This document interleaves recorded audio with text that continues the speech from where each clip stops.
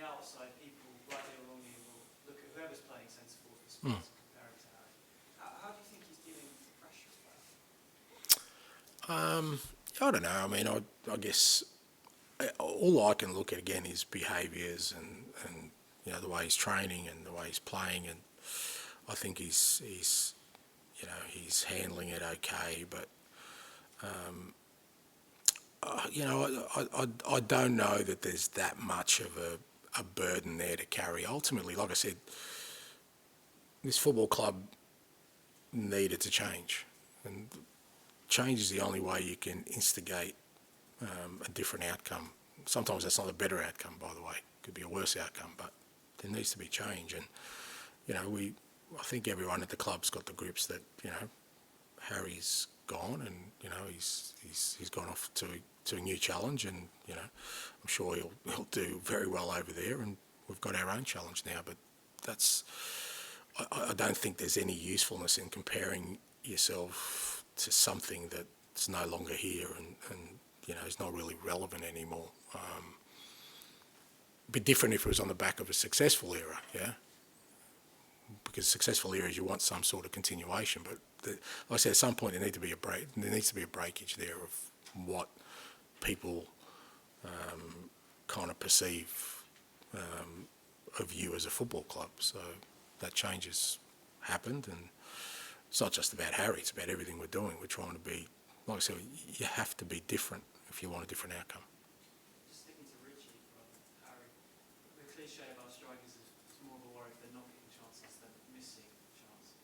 You didn't really have many chances against United, a couple against Brentford, but you seem quite happy with his performance overall. Is it not a concern that your centre forwards are not getting so many chances? 2 games in, mate. Come on. Geez, we love the big call, don't we? I just don't. I never live in that kind of moment where I judge things that quickly, and I get why others do. I get it. He should be on 6 goals and top goal scorer in the league, and everyone said, look, he's going to replace Harry and he's going to score more goals. But you don't know at this point in time how many goals he's going to end up at the end of the year. You don't know. So why put a judgment? Like I said, I thought he played really well. He was a really good link-up for us, especially in the second half when we had the ascendancy. If you look at the passages of play, he was an important part of that. Just holding the ball up, playing out wide, being a real presence in the box. I thought he was unlucky on a couple of occasions. I mean, it's come off the crossbar, a couple of scrambles that another day falls for him and he scores. So he's in those areas. So, like I said, I don't look at it. It's the same as our form so far. I'm not looking at our form saying, God, geez, we're going to be unbelievable this year. It's 2 games, and in those 2 games, there was some real positive stuff, but there's also a lot there that tells me we've got a long way to go. So, I get why others sort of get emotional. It's an emotional game, but that's not the way I kind of look at it from my perspective. It's about, I thought we needed to be strong as a team to get a result last week, and I thought Richie was an important part of that. Just finally on him, I know it's only 2 games, but last season he described his own season in 4-letter words, and it didn't go very well. He had injuries. Just very honest of him. It wouldn't surprise me, based on that season, if his confidence wasn't at the highest. How have you helped him with that? I don't know if I've sort of specifically helped him. I think that's, I was talking about it before. I think he's not the only one in that boat. I mean, you talked about, Pape Sarr last year, Basuma last year. There's a lot of guys in that boat, and what I tried to do is, from the first day they walked in here, is to show them that it's a different place, and then give them the opportunity to see whether that helps them get to a good place in terms of their own confidence, their own self-belief.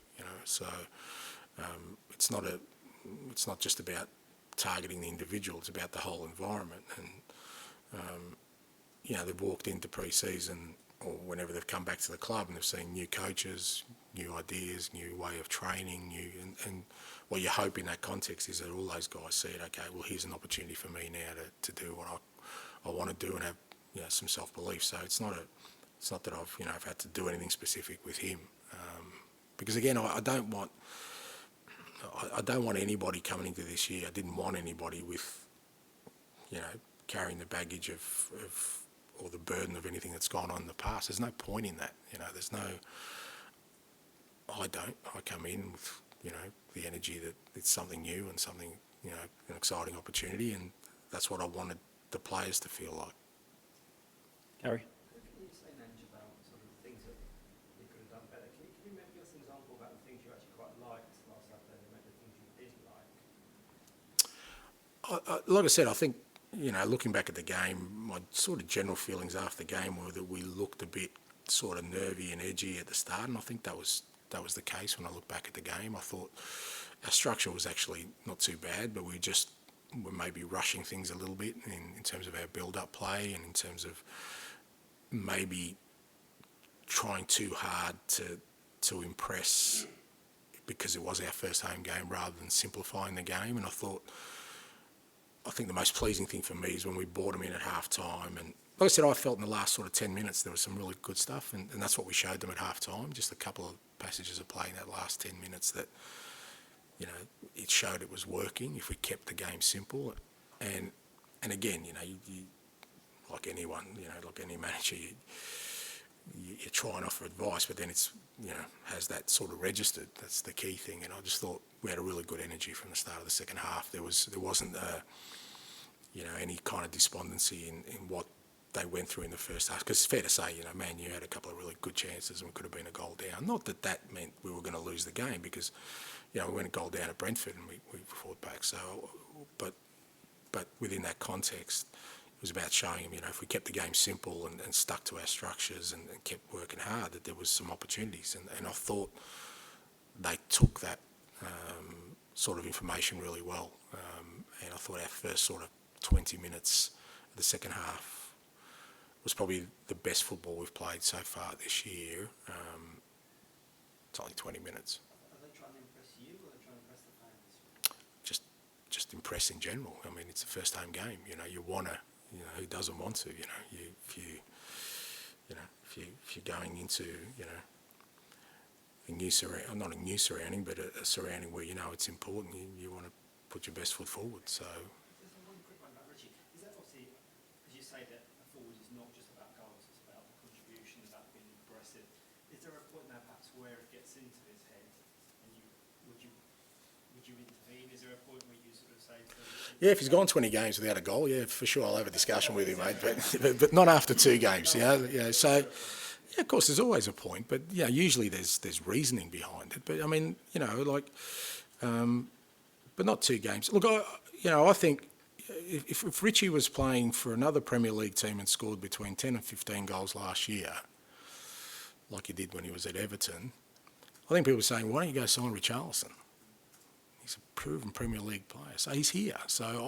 But I think I don't have that sort of, I don't look at it through the lens of last year. I just look at it through the lens of now, and we're 2 games into a season where I think he's helped us, in this early stage where our football's not where we need it to be, to get a couple of promising results, and hopefully that continues.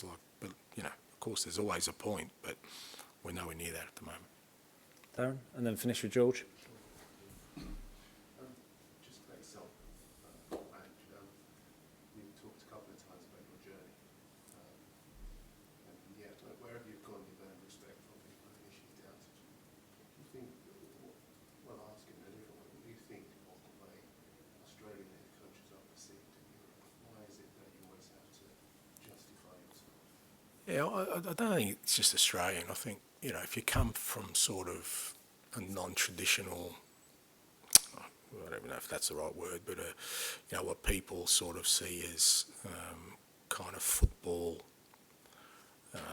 fertile ground. If you're not sort of European or South American, there is, I guess a stigma more against, your abilities and your experience rather than.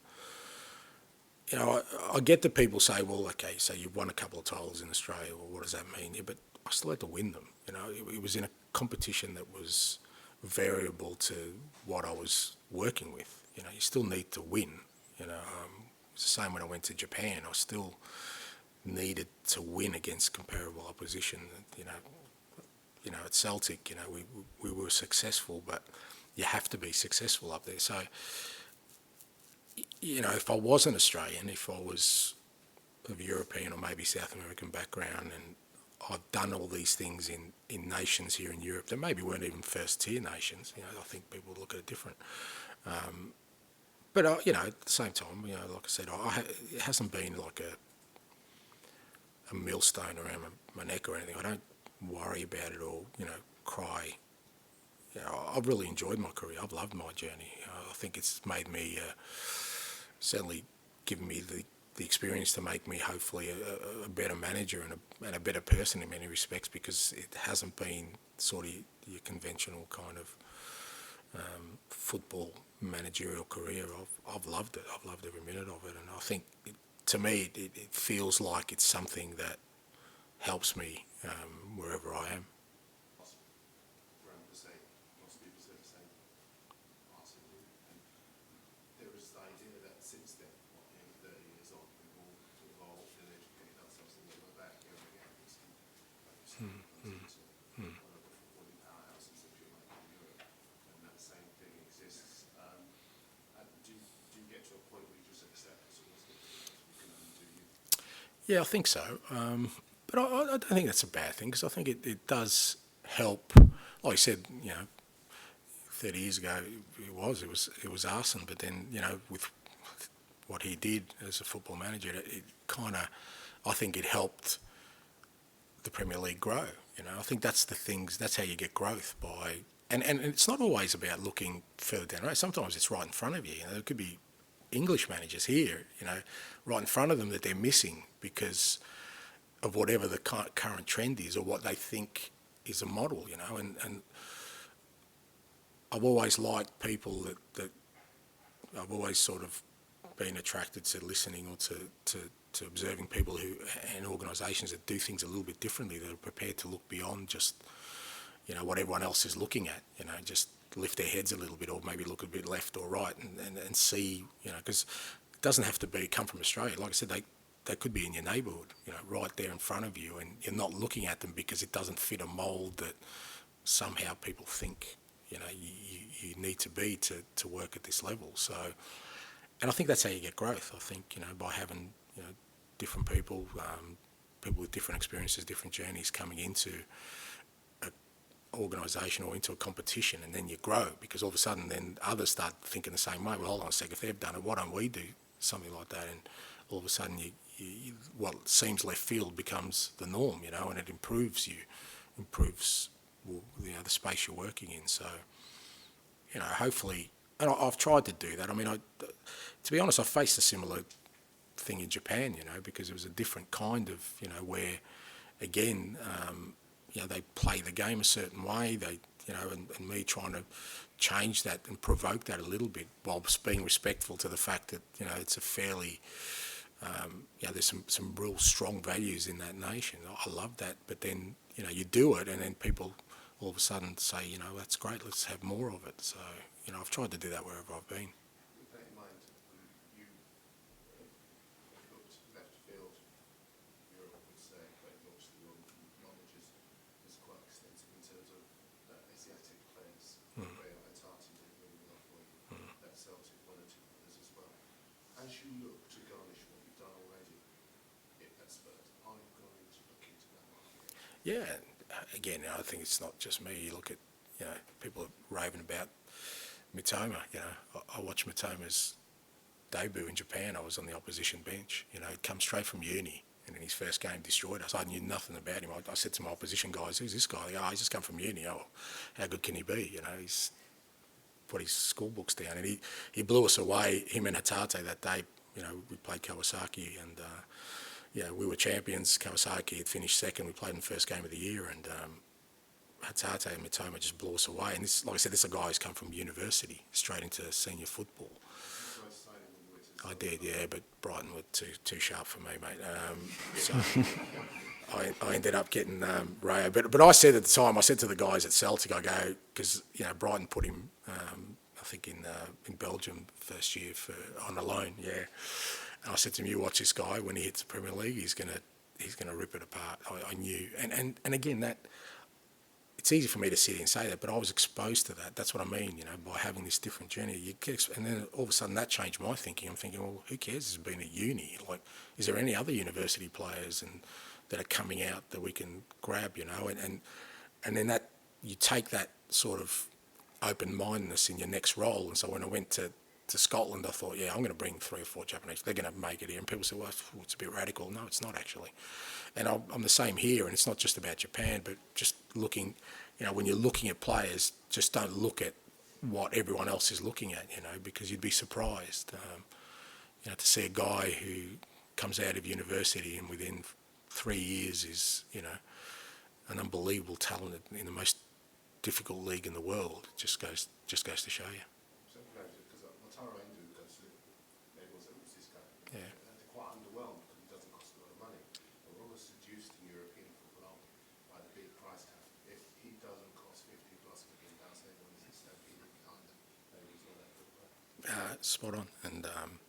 And that's where, there's obviously, there's a reason you pay sort of premiums for some players. You understand that the talent's there, but I don't believe that the best talent is just at that 50 to 100 million pound sort of market.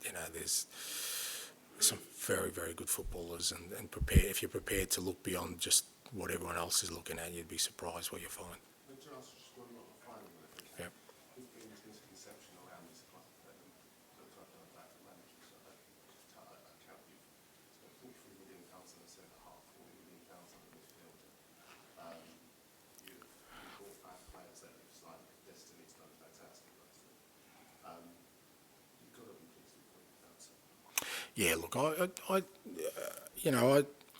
wherever I've worked, I've tried to make sure that, going in, I've been really clear on, the way I work and the way I'm going to work, and how I sort of set things up to try and get success for that, for whatever club I'm working for. And I've worked for all different types of ownership models, and they've all been different.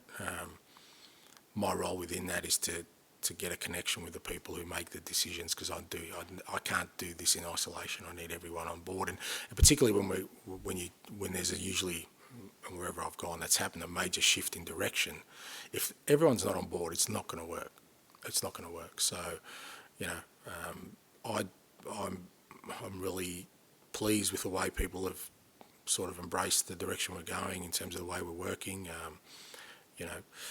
I've brought in new staff that I've never worked with before, and that can make people uneasy within the football club. But the people who run this club were happy for me to go in that direction. So they're the kind of things I look for. It's not just about being backed with money. It's the manner in which you work. It's the authority you're given. And like I said, people who know me in my career, if I want something done, I usually get it done in my own way. George? With Chad Madison hopefully being fit for tomorrow, in the open day at Brentford, we saw some nice sort of links between him and Richarlison through ball. Didn't just quite come off, but it was quite encouraging. Are you sort of seeing that more and more in training over these last few weeks? Is that something that's giving you a lot of encouragement in terms of Richarlison? Yeah, look, I am, but that's where I know that we've still got a long way to go, because there isn't that sort of understanding yet. Matters has been with us for a month. Two sort of Premier League games, and especially when you're talking about actually both sides of the game, attacking and defensive. A lot of it is understanding. Two centre halves need a good understanding. We've got Mickey and Romero have played 2 games together. The midfield setups need a bit of understanding. The front third, reading of how people play and their own idiosyncrasies within that, when to make a run, when are they going to put, those things take time, and obviously you work on it in training, and you do, at times our training's been really good, and the coaching staff putting on some brilliant sessions where you see it come to life, but it's not natural at the moment. It can't be, it's going to take, I don't know how long, but it'll take a while before it becomes natural. But I've certainly seen it, and if you're the creative player, say like Matters, you want to try and read Sonny's runs, which are different to say Kulusevski's runs, which are different to Richie's runs. And if you're those players, you're looking for the cue when manager's going to turn, or a Basuma's or a Pape Sarr's going to make a run that means you're involved. All those kind of things, those relationships take time. But, I haven't, I've been pleased in I think our attacking play is the area where we've got much more improvement to do, but I have seen some really good signs early on. And just finally, in terms of that attacking area, obviously a lot of focus on Richie. What have you made of Sonny and Kulusevski's sort of first two appearances, obviously early days? Yeah, no, I think they're growing into it again. They've been asked to play differently from the past, and again, it's not one where you even though they're experienced, really accomplished players, in Sonny's case, sometimes they're the hardest ones to work with if they're not sort of open-minded, because they'll turn around and say, well, mate, I've made a career out of playing this way, and, a very good career. Why should I change, So that can be a real difficult task for me coming in, but he's been really good at just understanding the role and the way it's different from last year. And I thought last week both of them had some really good moments. And I think as a team that's where we're at. Well, we're going to have good moments. So, I'd love for us to have a sort of really compelling performance this early in the season, but I just think at the moment, if we can grasp on those moments individually and then collectively, and then grow from there, then I think we'll be in good shape. I'll give you my story of the week. I met Ozzy Ardiles yesterday, absolute legend of the football club. And growing up in Australia, that time of him and Ricky Villa, we were sort of we held them up as kind of idols. We weren't Tottenham supporters, but just players who you just go, wow. And when I got the job, one of my best mates said, you got to get a photo with Ozzy Ardiles, So I was wrapped yesterday, but he was also my go-to trivia question, because when we were growing up, we had a famous Australian footballer, Craig Johnson, who played for Liverpool and won the FA Cup. And he was icon again, the FA Cup and Aussie. But before that, my trivia question was always, who was the first Aussie to win an FA Cup? And they always used to say Craig Johnson. It was Ozzy Ardiles. And just to further my unique football journey, the person who told me that joke was Sir Bobby Charlton. He came out to Australia for a soccer clinic, and that was the joke he told me, and it stayed with me ever since. So there you go. All right. Thanks, guys.